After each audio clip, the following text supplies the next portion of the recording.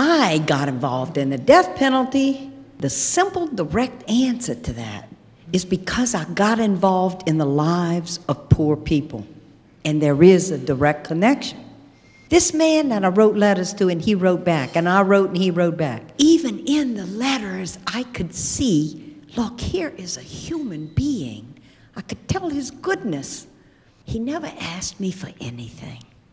And I had been warned, you know, those death row inmates, you know, sister, he's just interested in conning you out of a little money for cigarettes. You don't think that man's really interested in some kind of spiritual relationship with a nun, do you? And when I think that I'm with him before he's executed and an hour before he dies, all he could say to me was, thank you, Sister Helen, for loving me. And I remember walking out of the execution chamber that night.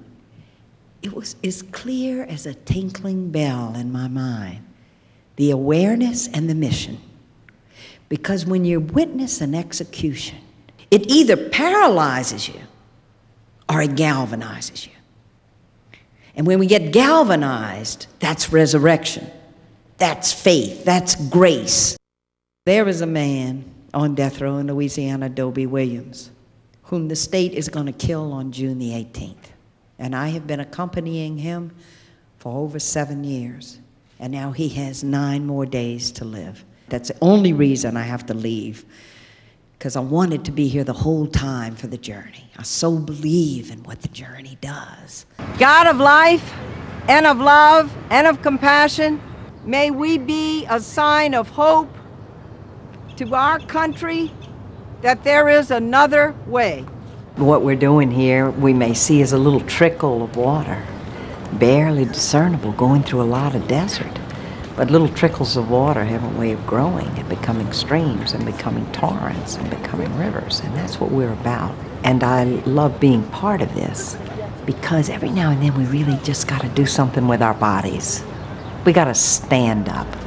We got to be public. We got to just say, no, not in my name.